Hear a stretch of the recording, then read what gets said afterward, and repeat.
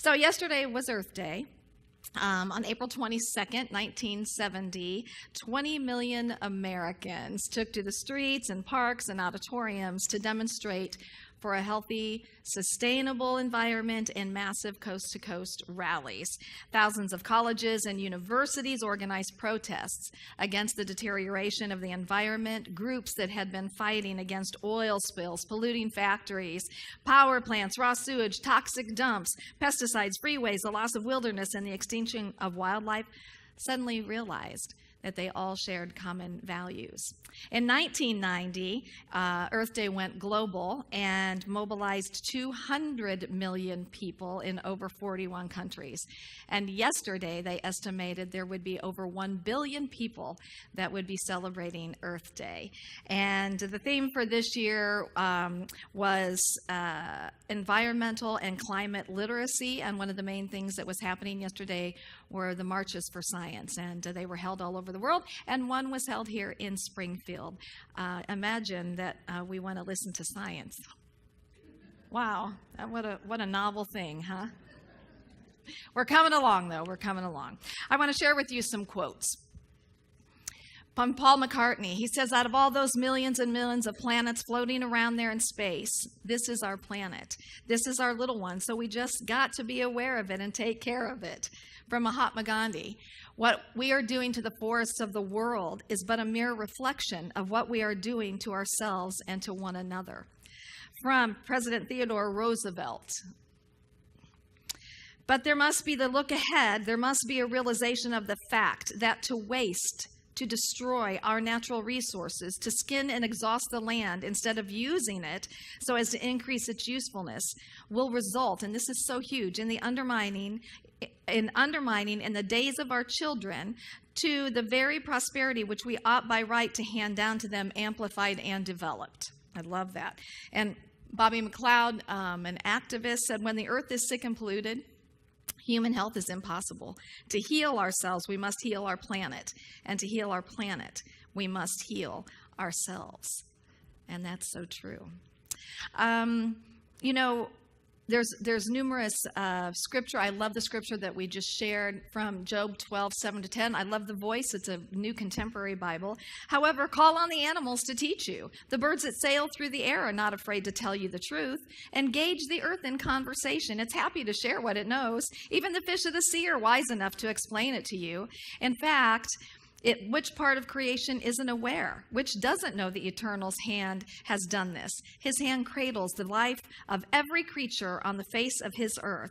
His breath fills the nostrils of humans everywhere. So it's the recognition today that, you know, our Mother Earth, Gaia, is a living, breathing energy, an entity. And we must become aware of our impact on this great and grand and marvelous earth so that it is something that will be sustainable for generations and generations and generations to come. Every single one of us matters. However, I decided that this is not the platform to talk about those specific things. I think that we will be hosting workshops on recycling and composting and just things that we could be doing to create a greater environment. But, you know, there's little things that we can do. Just, you know, for some of us, we're gonna be full-on in activists. We're gonna be out there on the streets. We're gonna be doing a lot of things. For some of us, we're gonna be doing smaller things. We're gonna be learning about recycling and recycling correctly. That was a big thing for me. I just thought recycling was recycling, and then I started learning, oh, there's more to it, in order to make sure that what I'm putting in the recycling bin is actually getting recycled. We can plant a tree. We can use bags that are reusable. I mean, there's so many things that we can do, and I'm going to tell you, every little thing matters. Every little thing that we do matters. But I think ultimately that our goal could be to become a lot more educated about this. Now, we had talked about that one of the things that had come up for us is that we want to do one big event that is unity. You know, there's the Greek festival that the Greek church does, and there's various things that happen around our community. We want to do something that is unity. And we talked about doing it around May Day. And then as I was working on this talk, it just hit me that it's like, oh my God, it's Earth Day. It's Earth Day. This is who we are. This is us. And so I'm putting that call out there to say, if you would like to be a part of we want to create a superior event. We want a superior event where this will be something that will happen every year. We won't be doing this until next year, obviously, but we want to start to put a team of people together that are excited about this. We want things presented to the board, and we want this to be an awesome, awesome event that would be probably a 2-day event. So think about if you want to be a part of that. But today what I want to focus on is I want to focus upon Mother Nature. And I just think that nature is one of our greatest teachers. It just, the vast information that we can gather from nature it's amazing, including, our earth, our land, our sea, and our air. And going back to, in the beginning, God created everything, and God saw that it was good. God saw that it was good. So I'm going to start with something as small as a dandelion. And this is actually something that Mindy Odlin, and you can go ahead and start that. Mindy Odlin shared with us. But when you think about a dandelion, most of us look at a dandelion as being a weed, and we try to get rid of those dandelions. I'm guilty. I did it for many years. And yet it's a vital part of our ecosystem. Mindy shares that the dandelion is the first pollinating plant and that the bees need them. And we want to get rid of all of them. But by doing that, we're losing opportunities for pollinators to do what pollinators do. The dandelion is actually called a compilation flower, meaning that on the head of the dandelion are hundreds of tiny little flowers. And you know what? You can make tea with it. You can make wine with it. Have you ever seen a field of dandelions? They're gorgeous. This is a brilliant, beautiful little flower.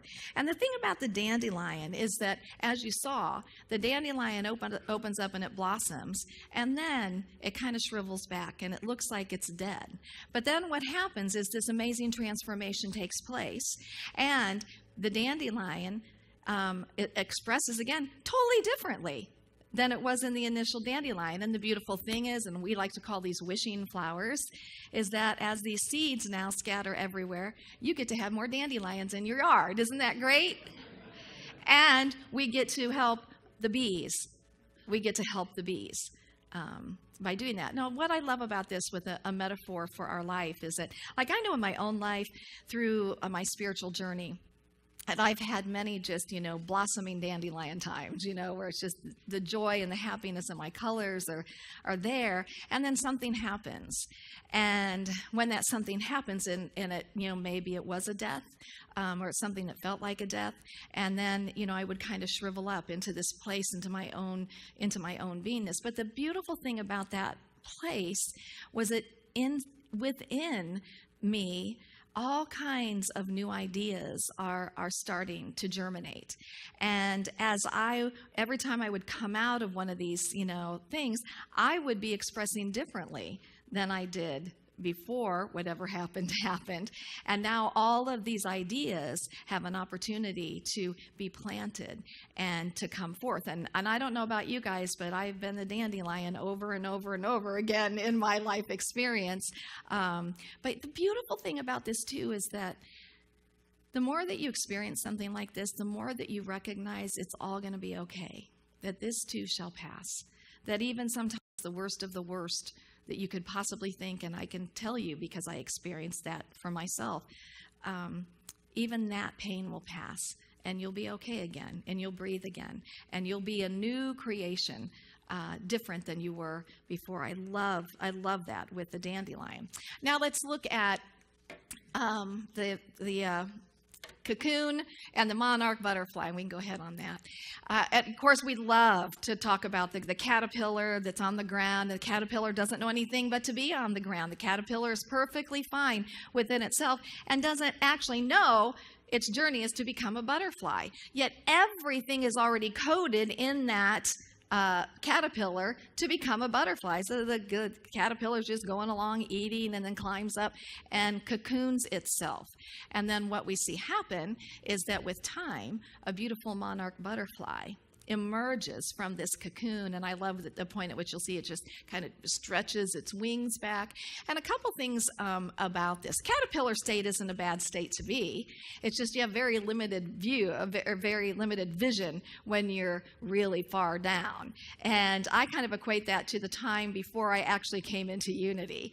And, you know, once I got into Unity, I feel like I did in a very real sense go into a cocoon, because I was thirsty. I was a sponge. I wanted to read everything. I wanted to understand. I wanted to go to classes and workshops. And seriously, that aspect has never waned for me. I love learning. I love it.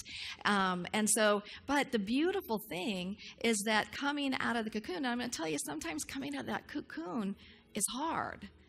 And yet, if anybody tried to help me come out of that cocoon, I wouldn't have the growth that I needed. You know, with the butterfly coming out, it needs to be able to squeeze through the cocoon. It's important to the butterfly being able to fly. And if we went in and we cut it, then it probably wouldn't be able to fly ultimately. So it's a beautiful metaphor for our lives. And then, you know, I think how many times I've risen over and over again as a new butterfly, you know, a new something every time. Again, it's that reminder that this too will pass, and you will become more because of it. You will become more because of it. Another thing that I love is how we can look at, I think I might need help going forward. How we can look at starfish. I think that's my next slide, maybe. Yes. Did you know that a starfish can actually regrow their lost arms, can actually regrow their bodies? Well, I didn't know this. And I think that's really cool. And how this applies to us is that sometimes we come into a place where we feel that we've lost some aspect of our health, some aspect of our wholeness. And it can be very distressful. It can be something that we start to lose faith about. But the reality is that our cells are constantly repairing damage all over our body. When we're sleeping, our cells are constantly renewing, and that science has shown us that it's never too late. It's never too late. You know, that's what Scripture says. You know, for man it's impossible, but for God all things are possible. And what is it that we're focused on? Are we focused on the illness? Are we focused on never getting better? Or are we focused on the healing energy that is taking place in our bodies every moment of every single day? And you know, we can, at any time, we can start our own growth by maybe getting out and exercising, or maybe eating healthier. You know, how many of us could eat healthier? That's another thing we can do for our environment too, you guys, is to start eating, you know, growing your own produce, or going to the farmer's market and buying produce that's not packaged, and utilizing fresh food. That's a huge thing that we can do for our environment. But we can at any age begin to recreate this physical body and really have great stamina and energy, because that life energy is constantly that which created us. Daggone it, it knows how to heal us. It absolutely does. And so we have to just lean into that. Okay, another thing that I like is the plants, and what do the plants always go to? The light. They go to the sun, because that is their life-giving essence. And that is such a simple one for us, but not always easy. And that's that, you know, our greatest growth, you guys, comes from the light that is within us, the light that shines all around us. And we talked a few weeks ago about meditation and how important it is to take that time just to breathe and just to go within with no other thing than just to be and just to allow and tap in to that greater light, that greater realm. And when we do that, the growth is amazing. The growth is exponential. But it's not just about about that, it's also about being the light.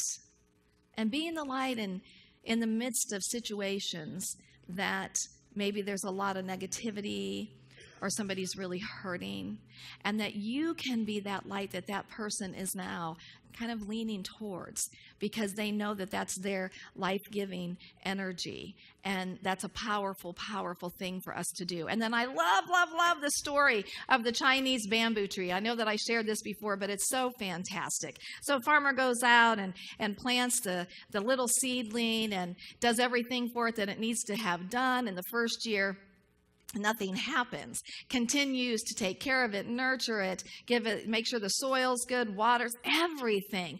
And the second, third, and fourth year, it grows just a little bit. Now, that could be kind of disheartening because you're really wanting some really great bamboo trees. Well, in the fifth year, within about 6 weeks, that bamboo will shoot up over 80 feet tall. Now, was that plant lying dormant for all that time? Heck no. It was deepening its root system. It was widening its root system. It was taking in all of that energy and that nourishment, and so that it could support this ginormously tall stalk of the bamboo tree. And that is so wonderful for us, because I know I've talked to a lot of people who, they know that there is something pulling them. They know that there's a vision, and they know that it's theirs. And they do their work, and they nurture it, and they water it, and with their thoughts and their energy and with their actions, and yet it seems like nothing is happening, and they want to give up. And that's a point at which a lot of people do give up. And that's a point at which a lot of people who are around you that don't understand these principles will say, "Don't you think you should be doing something else?" But we know that even in those times, that something is taking place that's in that invisible realm. And how many times have you heard a story where somebody's just about ready to give up, and then whoosh, the bamboo shoots up 80 feet in just 6 weeks? And that's a great, great metaphor and lesson for us. I want to say to you, don't give up. If you know something is yours, and you know how you know, because man, it just consumes you. You know it's yours. Hang in there and keep doing what you're doing, and allow the divine intelligence to do its work. And someday, all of a sudden, it's going to be like the miracle that, wow, whoosh, here I am, and I'm in the midst of it, and I'm absolutely loving it. So don't give up. And then I love the idea of the ants and the bees and the colonies. I just don't know how anybody could ever think there's not a creative intelligence. Because we look at things like the ants and the bees and the birds and the schools of fish, and just everything everything around us that just knows exactly what to do, knows when to migrate, it's just amazing. But the beautiful metaphor of the ants and the bees is that everybody works together, and works together for the greatest impact on the colonies. And everybody has different jobs, and nobody's job is greater or lesser than anybody else's. And I think what a beautiful vision for us to think that that's the world that we can live in. But it starts right here. It starts in our own selves. It starts in the different areas that we are a part of. It starts here in our ministry, and it starts getting out into the community. And, of course, I love the change of the seasons. I love this picture because the change of the seasons relate to various stages of our life. Here we are in the springtime, and the days are getting longer. We're starting to come out. We're starting to connect, and we're getting ready to plant. We're like, okay, we're making some plans, and we're going to plant some things. And so, probably some have already planted. And so we start planting things, and the magnificence of the season blows me away every year. The beauty of the colors. And one of my favorite things is that the back of my house, my kitchen is up on a second level, and the trees are all right there. And I love the moment when I see the buds, because I know that within a week, those beautiful, fresh, brand new green leaves are going to come out, and they're different. They're a different color than what they end up being, and it's magnificent. But how about all the red buds and the dogwoods, and how about the tulips and the not dandelions, but dandelions. Yes, azaleas. Give me more, because yes, it's amazing, isn't it? Yes, and so don't drive past these things, you guys.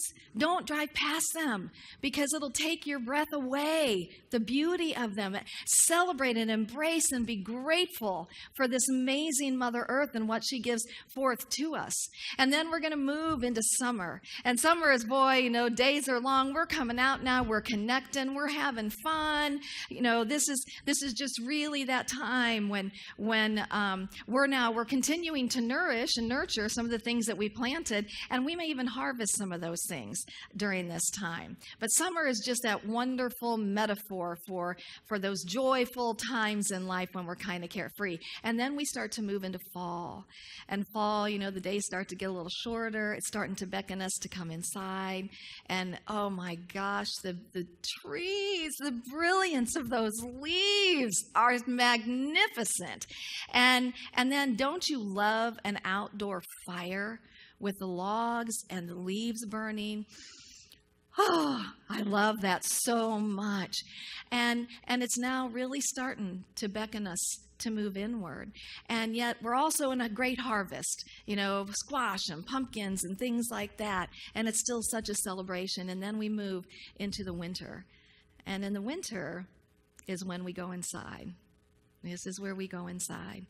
And the days are shorter, daylight's shorter, and we just get to kind of be. And I love how the seasons just help us to remember how important it is for us to go within and take that time, and for us to be fed. But at the same time, we're still planting our seeds, and we're still harvesting, and we're still having fun. So our seasons are all intermixed with our life, but beautiful things. And I do want to say, too, that one of the things that I love about nature is that nature reminds us that life is eternal, that life goes on. There's nothing in nature that I know of that doesn't ultimately die. And even if it's a ginormous tree that dies, eventually it is recycled back into the earth, and something new rises out of that recycled tree with that earth. But I also love, and I use this in my celebrations of life, that even a couple of weeks ago, if we didn't know better, we'd have looked at the trees and said, oh my God, they're dead. They're dead. And yet what we've seen is that they were never dead. The life had simply changed form. And that they have come forth in even greater and more grander expression than of what they were. And for me, that's what I know about my loved ones who have crossed over, is that they're still here. They're still with us. I wish that we could see them. I wish that we could touch them. But I know that they're here, because that life energy can never end. It can never end. It is continuous, and it is eternal. So I want to close by reminding us that how important it is to honor our Mother Earth. Go outside, make it a point to go out on your bare feet. Make it a point to feel the energy. And let's make it a point to give back to Mother Earth really good things. We take from Mother Earth, and we give back trash. So let's start becoming aware of what we're giving our Mother Earth, and give her the blessing and feed her what she needs to be fed in order to continue to sustain us. And so there's a beautiful prayer. It's an Iroquois prayer. So it's called Thanksgiving. So I'm going to invite us to share this together. We return thanks to our Mother, the Earth, which sustains us.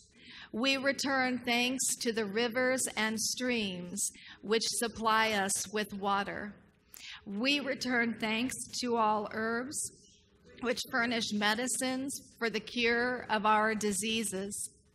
We return thanks to the moon and stars which have given us the light when the sun was gone. We return thanks to the sun that has looked upon the earth with a beneficent eye.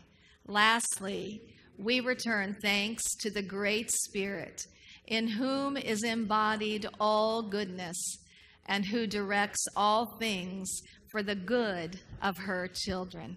So go plant a tree, plant some wildflowers, grab some bags that you can reuse, and just start doing one thing at a time, and it will make a difference. And today, what I would like to do is I would like for all of us just to say namaste to our Gaia, Mother Earth. Namaste. And so it is. Amen.